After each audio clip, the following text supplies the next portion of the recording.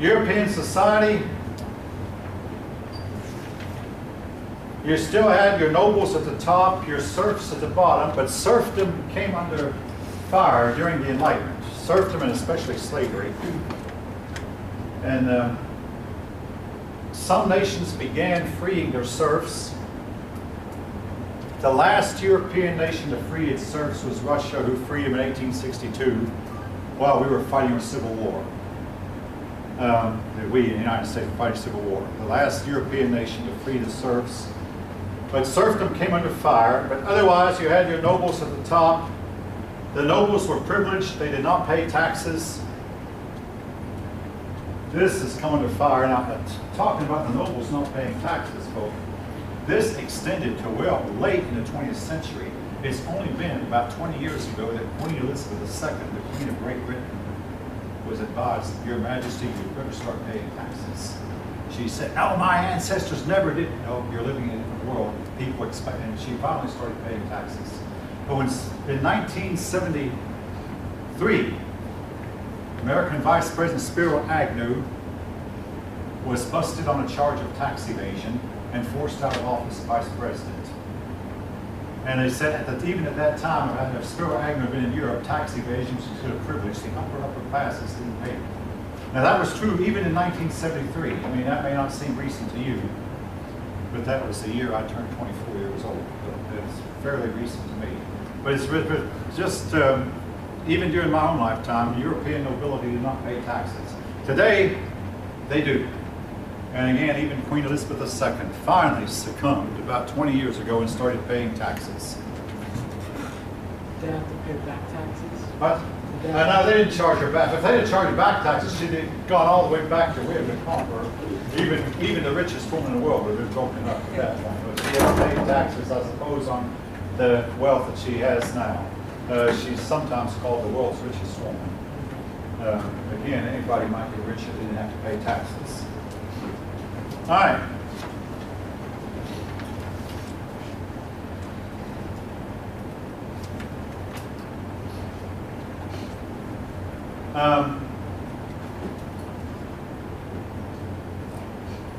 Your book goes on, but don't worry about the townspeople so much or others. Patrician.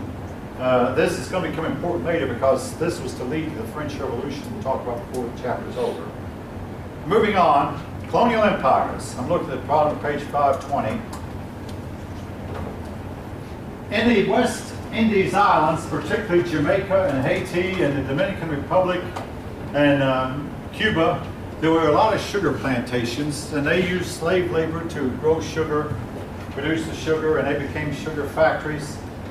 And there were a lot of tea and coffee that was grown in that part of the world also. And this tea and coffee spread all over the rest of North America and all over Europe. Now, there was a problem though with it that was eventually to lead to war. The British had 13 colonies in North America, which I hope all of you are aware of. Georgia was one of the 13 colonies.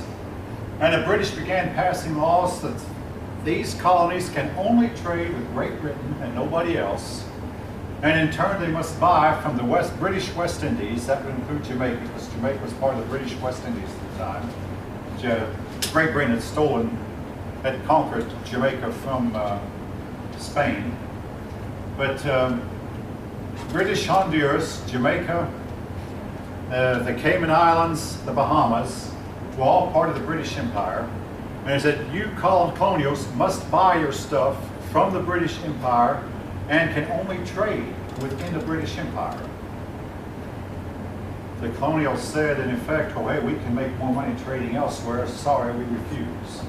This was to lead to war, which we'll talk about in a minute or two. Anyway, British North America, as your book says, came to consist of 13 colonies, contained about 1.5 million people, 1750, and were prosperous. And they were supposedly run by the British.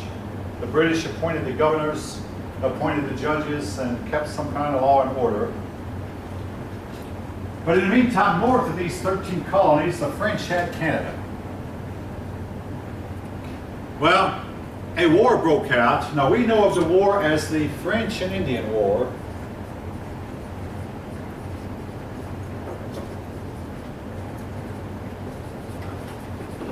Basically because it was us fighting the French and Indians. I mean, we call it, and, in America, we Americans call it the French and Indian War because the French and Indians were enemies. In Europe, it's known as the 7 Years' War. Now, folks, the French and Indian War took 7 years to fight. We're going to fight it in less than 7 minutes. Now, all I want to do is make a long story short. In spite of the fact that the French started out winning, when it was over, the British won with help from the colonials. The British won the war and they took Quebec from France. And that's why to this day the people of Quebec still speak French. So Canada now became a part of Great Britain, the British, and was to remain so to some extent to this day. The Canadians still consider themselves part of Great Britain. So, now, the French and Indian War was fought, of course, using British troops, but a lot of colonials joined, including men like George Washington, Daniel Boone, Paul Revere, men who would later become America's heroes. And these men felt like they were being mistreated by the British, who looked down on everything colonial. A famous song at the time was a song called Yankee Doodle, which has really bad overtones. I mean, I can't even bring myself to tell you what I've read and heard about the song Yankee Doodle, but just put it this way though. It was the British writing the song to make fun of the colonials, as well as, just say, make fun of. There we saw the men and boys as thick as hasty pudding. There were just a bunch of men and boys milling around, mixed up like hasty pudding would be. No organization about them, whatever. Yankee Doodle went to town riding on a pony. The British had these fine horses. The Americans supposedly only had ponies. And there was Captain Washington on a staffing stallion giving orders to his men. I guess there was 1 million. There were only about 250 of them. But the British basically were making fun of the colonials, and this created a lot of tension. Also, the colonials captured a certain island that went from the French, that when the war was over, the British gave back to the French, and it was called political wrangling. The colonials said, "We paid for this with our blood. Why are you taking it from us?" All right.